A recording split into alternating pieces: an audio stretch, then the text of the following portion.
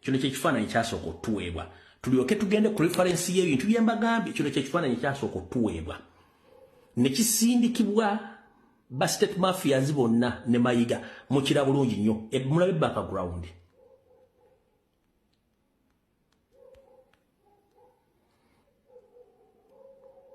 ndoza mulaba bulungi nnyo okusinziira ku background kati bwe twafunye abayingira mu bisenge bwe bamaze okuyingira mu bisenge okunoonyereza kino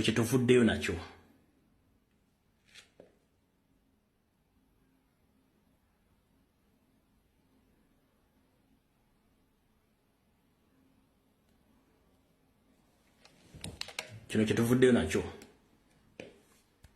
binembe ku bifaananyi bye tuvuddeyo nabyo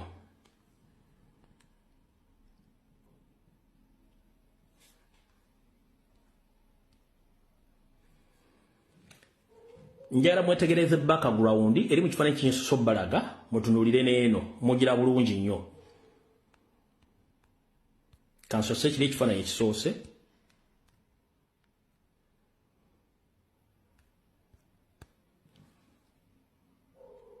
ekisoose mukirabye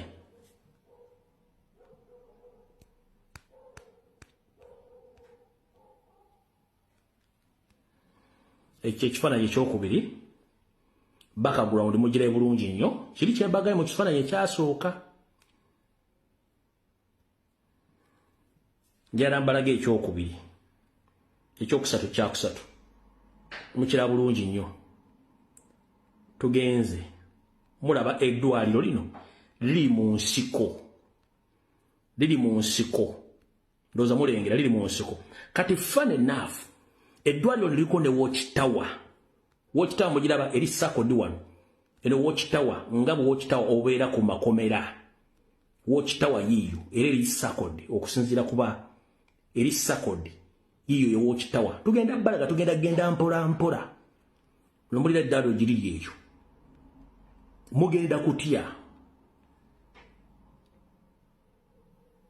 liri mu nsiko eri yonna teri nnyumba liri mu nsiko muliraba teri wadde nnyumba eddwaliro liri mu nsiko olaba bulungi nnyo naye kuliko watchtower kati ng'ovudde ku watchtower mugenda kutya ng'ovudde ku watchtower era watchtower kanziremu naye ekisinza okunkwasa ennaku mbadde nkolanga videos nebaga nti waliwo firimu gye bayitanga No Escape from Sobibo firimu oyo yali y'Abagirimaani mwe battira abanazi naye embeera eyali mu kitundu ekyo n'engeri gye baali basibyemu obukomero busibekwa ekkomero lya Sobibo exactly kyekiri mu kitundu wano kamunyongero balaga ekkomero lyo lyetooloddwa oba lisingiddwako electronic fence nga z'amasannyalaze okulina watchtower zamugira watchtower zeezo nerengera lirina electronic oba electric fence zokka zezeetoolodde ekkomera zeryetoolodde eddwale bagamba watchtower zamugira bulungi nnyo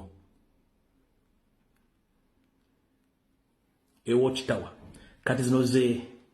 electrical fences ziriko ezeetoolodde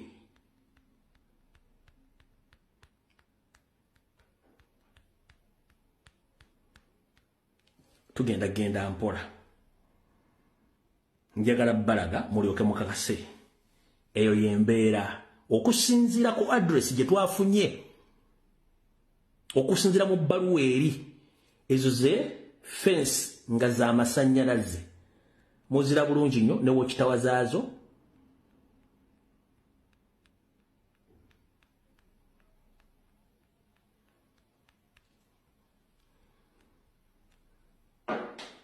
muzira bulungi nnyo muzire bulungi nnyo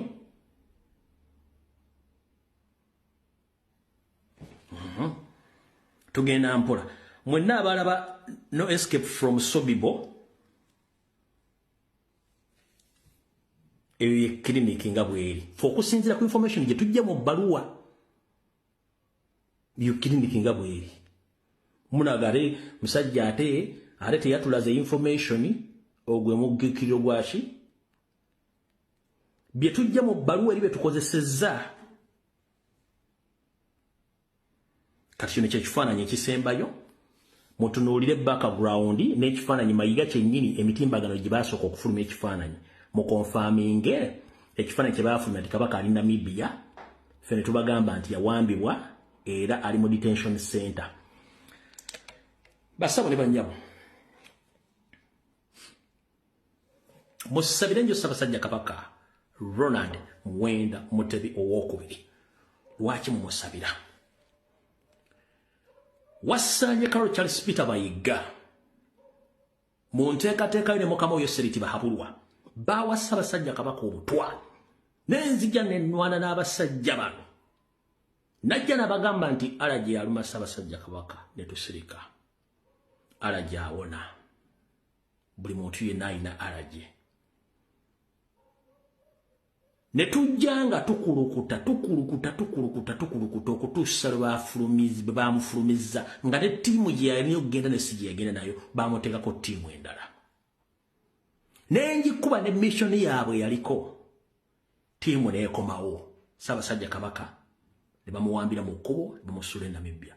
Bannyabo ne bassebo Ssaabasajja Kabaka okusinziira ku bifaananyi by'embalaze nga tukozesa information evudde mu bbaluwa eri ne tubalaga ebifo byonna n'ekifo we kiri eri baliyita eddwaliro bajjanjabirayo bantu abayisise Windows abalalu naye olwo yatugamba nti Ssaabasajja Kabaka yalwala ki alaje ne mbagamba nti butwa ne mbagamba nti Ssaabasajja Kabaka bazze bamukubanga eddagala erimusiimuula obwongo nga kye baagala nti bakimanyi nti Penal Code Act mu Uganda eyasayiningibwa mu 7 ekwatagana ku bantu abakyankalanya obwongo esoma nti omuntu yenna kasita akyankalanya obwongo takikirizibwa kukobeera mu ofisi yonna n'atukola omulimu ebibala nti si bituufu. Bazze bavuga ekigambo kino nga bakivuga mpola naye nga nze ensirise mbakwata mpola. Kati mwali muli awo nga terubusa Nnaabagereka Sylvia Nagginda Luswata najja n'akola program njagala muwulire ebigambo byayogera wano wagenda okuva ekinyusi kya video mujja kuva nga bwe muyesansabaga mugenda kuwulira akatambi kano aka Nnaabagereka ng'avuga narrative y'abalwadde b'emitwe kyokka ng'ekintu kino zze nkibagamba nti Ssaabasajja Kabaka bapulaniga musiimuula bwongo wuliriza olwo omukyala bwe yatandika programu eno n'abakyala abalimu bonna. As we launch our inaugural mental health awareness campaign, which is themed Shine a Light, Illuminating Mental Health, we shine a spotlight on mental health issues in Uganda. Therefore, today marks a significant milestone in our journey towards fostering holistic well-being and empowerment within our communities. For me, this cause is deeply personal. Throughout my journey, akagamba akakulu mu video yonna kali to her, it's personal. Kuye kyabuntu okusinzira kuye.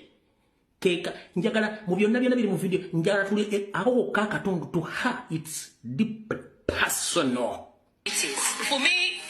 this cause is deeply personal. Throughout my journey, I have witnessed firsthand the profound impact that mental health challenges can have on individuals. Kuyenga omuntu